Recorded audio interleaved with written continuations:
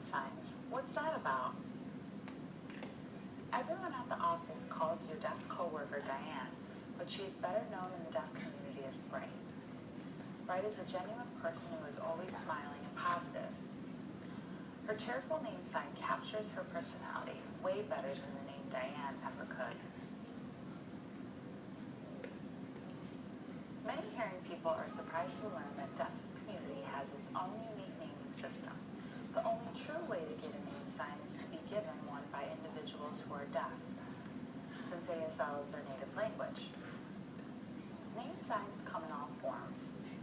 Some are based on the person's birth name or initials. For example, someone named Amy could be an A that moves down the side of their face to signify long hair.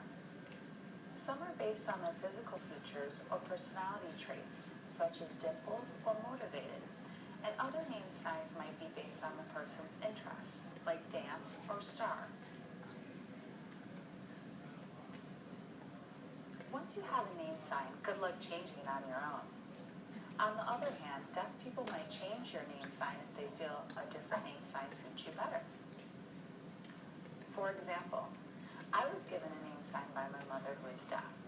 My original name sign is L, that is waving, because as a child I was always waving at everyone. Once I moved to New York City and became involved in a much larger deaf community, people began referring to me as LC, which identifies me by my initials, so I cannot be confused with someone else who has the same name sign. In my intimate circles, I remain true to my birth name sign, but in New York City, my name sign has evolved. Name signs are personally inspired and usually reflect some aspect of an individual. Those in the deaf community know this can be both a good and a bad thing.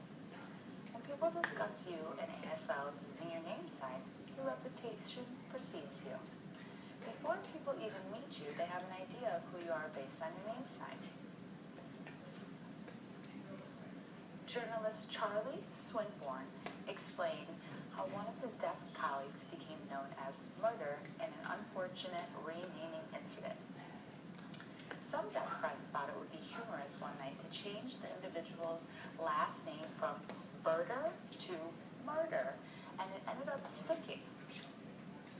Although he was formerly known as Smooth because of his skill with the ladies, he stopped getting dates once his new name sign got turned around. As one might expect, being called murderer can really impact a person's life.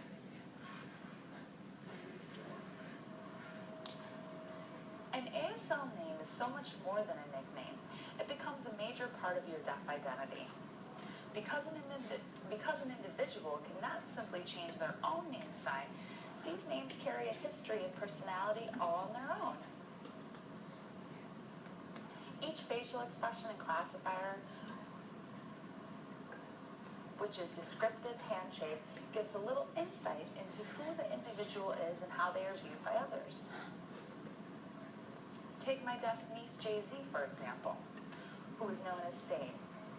When Jay-Z was just a newborn, her big sister took one look at her and sighed, Sane, because the baby had the same hair and the same eye color as her. Her name is Jay-Z, but people who know her use the sign name for Sane to represent her in conversation. When she gets a little older, her mother will give her a new sign name that is more appropriate for her growing personality. While it might seem like a novelty to hearing people, having an ASL name sign is very meaningful for those in the deaf community. And it could even be considered an honor. Name signs are not used on documents, and they are not spoken out loud. They are created and used exclusively by members of deaf culture. These names aren't just given out to anyone.